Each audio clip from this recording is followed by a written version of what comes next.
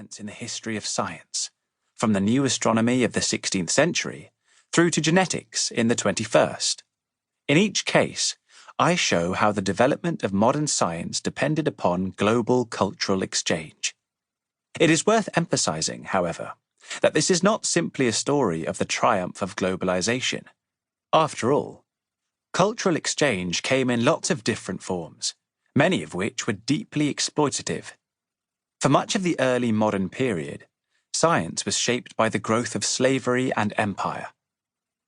In the 19th century, science was transformed by the development of industrial capitalism, whilst in the 20th century, the history of science is best explained in terms of the Cold War and decolonization. Yet despite these deep imbalances of power, people from across the world made significant contributions to the development of modern science. Whatever period we look at, the history of science cannot be told as a story which focuses solely on Europe. The need for such a history has never been so great. The balance of the scientific world is shifting.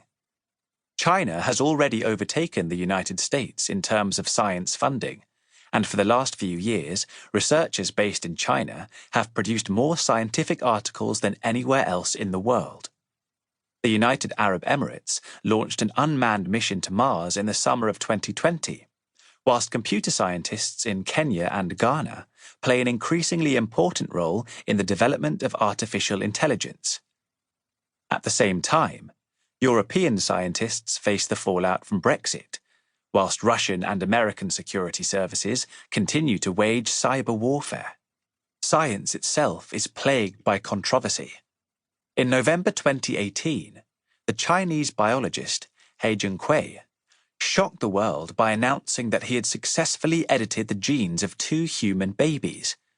Many scientists believe that such a procedure was too risky to justify trying on human subjects. However, as the world quickly learned, it is very hard to enforce an international code of scientific ethics. Officially, the Chinese government distanced itself from He's research, serving him with a 3-year prison sentence.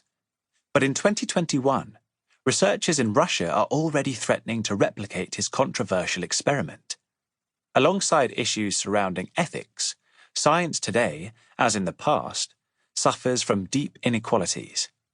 Scientists from minority ethnic backgrounds are underrepresented at the top of the profession.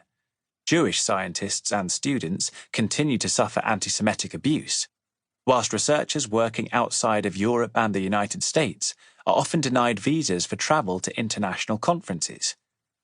If we are to tackle such problems, we need a new history of science, one that better reflects the world in which we live. Scientists today are quick to acknowledge the international nature of their work, but they tend to think of this as a relatively recent phenomenon, a product of the big science of the 20th century, rather than something with a history stretching back more than 500 years.